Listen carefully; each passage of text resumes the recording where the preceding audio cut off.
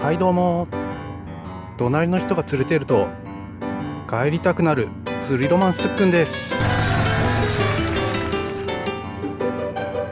今回は絹浦トンネルの上に来てみました。こ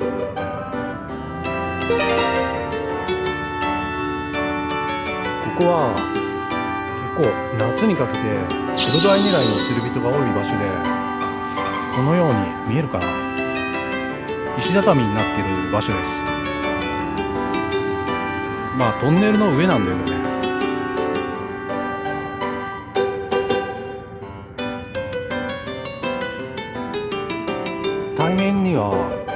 対面の場所も結構人気の釣り場で、ウッドデッキ状になってます。